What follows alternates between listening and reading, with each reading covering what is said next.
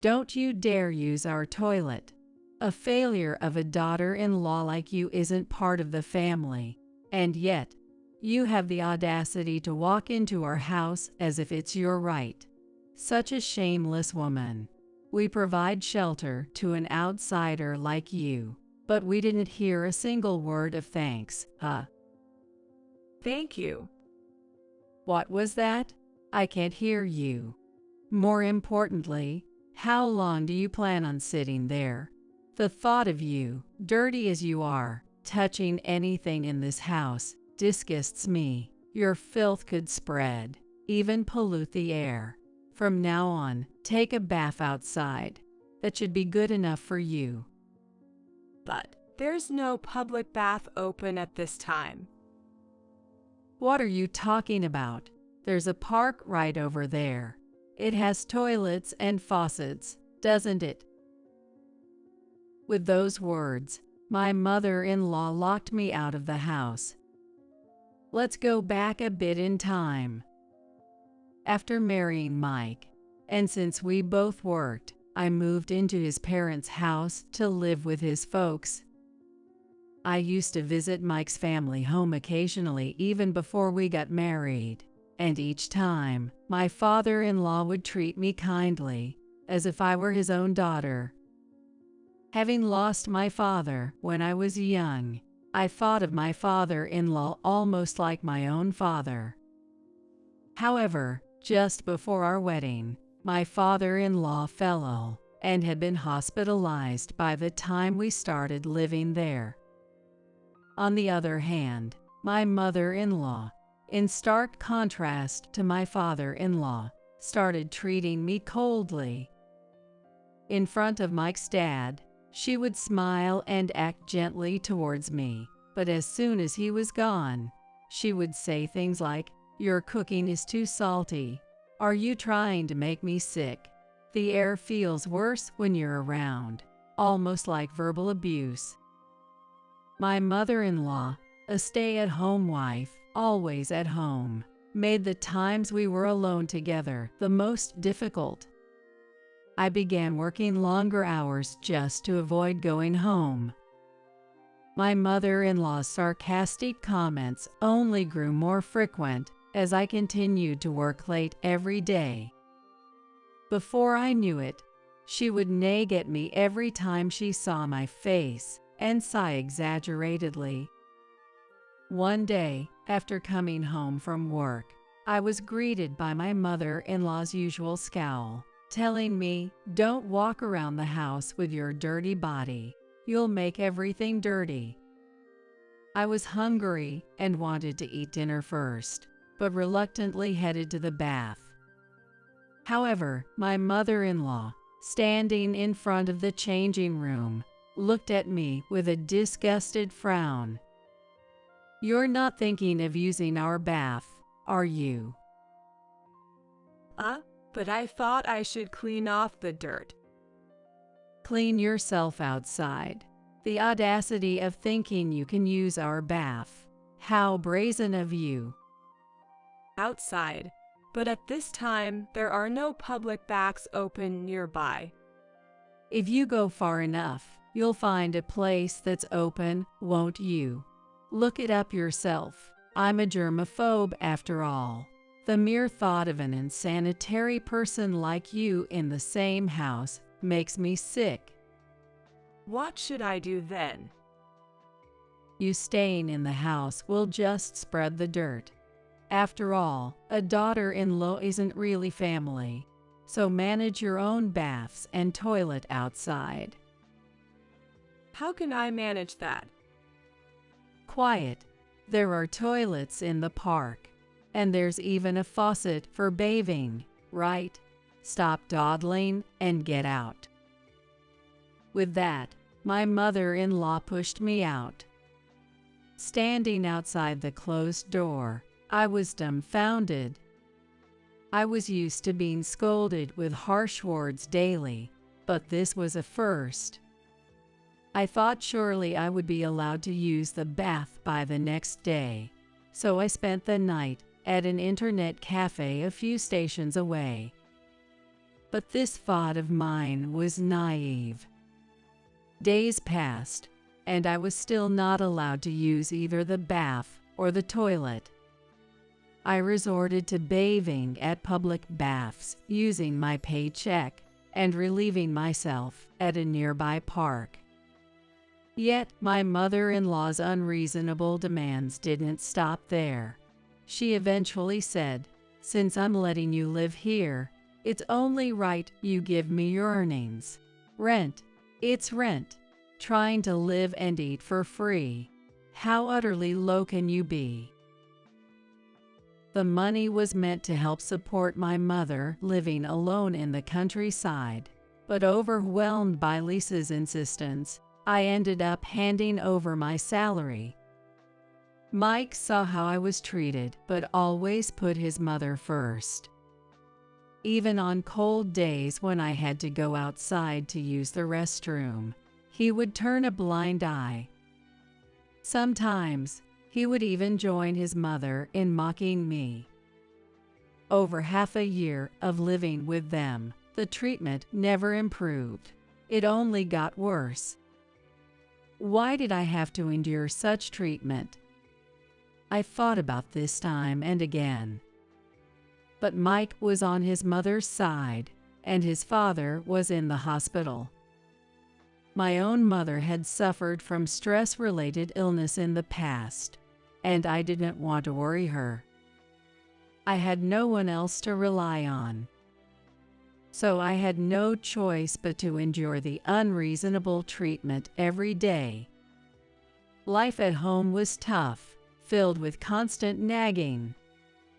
Since all my earnings were handed over to my mother-in-law, and Mike certainly didn't give me any allowance, I couldn't even afford to spend time outside to escape.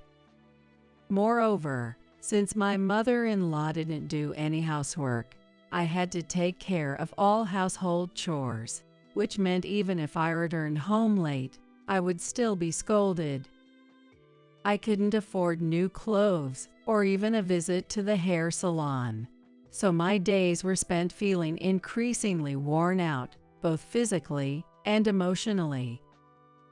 Occasionally, I looked forward to visiting the public bath with the little money I had left after work, but between Lisa's complaints about me slacking off on housework and financial issues, I couldn't afford to go every day, and my body started to develop itchiness and other signs of distress.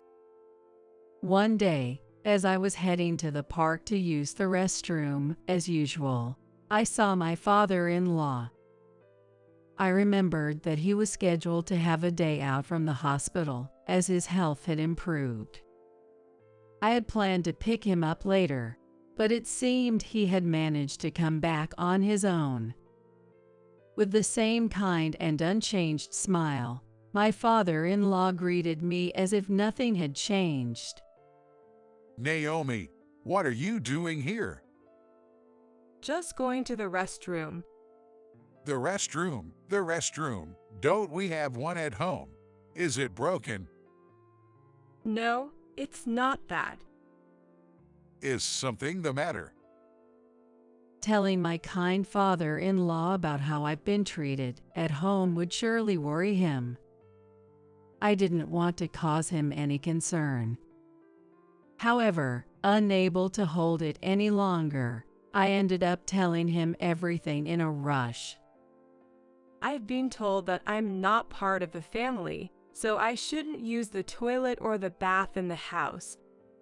What? Because Lisa is a germaphobe. She can't stand the idea of someone else, like me, using the toilet or the bath. And Mike hasn't said anything about this. Mike gets along well with his mom, so he hasn't really done anything. I see. With a heavy sigh, my father-in-law apologized to me, saying, "Let's go home together. I'm sorry for everything that has happened." His words nearly made my tightly wound feelings unravel. Holding back tears that threatened to spill, I finished up in the restroom and returned home with him. Once home, my father-in-law gathered my mother-in-law and Mike in the living room. Initially pleased by her husband's return, my mother-in-law was puzzled by his unusual demeanor.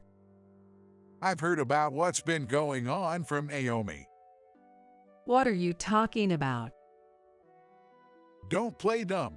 I heard you've been denying Naomi access to our home's toilet and bath because she's not family. Well, that's... And on top of that, you've been taking all of her salary, haven't you? Why would you know that? My mother-in-law glared at me. However, my father-in-law stepped between us, shielding me from her gaze. That's not right. You should be reflecting on how you've treated Naomi. Yes, she's an outsider, but she came to be part of our family by marrying Mike. Instead of welcoming her with gratitude, you've treated her terribly. We were all strangers before becoming a family. It's precisely because we're strangers that we need to be considerate to become a family. What have you been doing, and Mike? Mike flinched when his name was called. You're her husband. You're protecting the wrong person. It's not about always defending your mother. You need to protect your wife. That's a husband's duty. But No buts. You're an adult, Mike. It's time to start acting like it. Mike, visibly intimidated by his father's calm yet stern demeanor, glanced at his mother. it's not like we were intentionally neglecting Naomi, right, Mom? In a moment of desperation, Mike looked to his mother for support, who quickly turned back to face her husband after a brief glance at Mike. No, you've got it all wrong. Mike told me, if Naomi doesn't use the toilet or bath at home, we can save on the water bill. And since her salary belongs to us, we should take it all. I said I couldn't do such a cruel thing, but Mike insisted. Hey, Mom, what are you talking about? I didn't want to, but I only did it because Mike told me to. Don't make stuff up. It was you who started it, saying you couldn't stand Naomi using the water facilities. And you were the one who first said we could live better if we had free reign over Naomi's salary. Oh, to think you would start saying such things to your own mother. Mike and his mother began to blame each other. I couldn't keep up with what was happening in front of me and could only stare blankly, unable to say anything. They were both insisting they weren't at fault. The friendly rapport they used to share was nowhere to be seen, replaced by ugliness. Next to me, my father-in-law sighed deeply. Enough. I've heard enough of both of your feelings. You're both arguing over who is not at fault without even offering a single apology to Naomi. You should be ashamed. Both of you. Get out of the house right now. Cool off. With that, my father-in-law quickly kicked them out of the house. After that, there were several exchanges with Mike and his mother, but far from showing any remorse, they only expressed resentment for being kicked out, directing their grievances at me and my father-in-law. Disgusted with both Mike and his mother, my father-in-law and I decided it was best to divorce and cut ties. When the divorce was settled, my father-in-law called me and apologized deeply. The reason your mother-in-law became so selfish and acted as if she owned a place, and Mike living his life centered around his mother, is because I prioritized work over family. I had no right to lecture them about family when I wasn't a good husband or father myself. I wanted Mike to learn from my mistakes and build a good home with you, Naomi. Charles. How selfish of me, Naomi. I'm truly sorry. It's all my fault. It's a poor way to apologize, but I want to give you this house.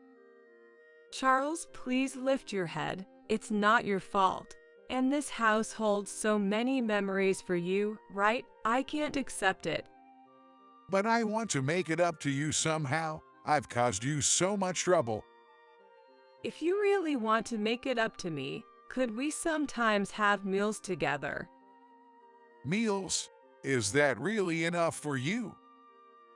Yes, they lost my father when I was young, so I've always thought of you as my real father. I want us to continue being close.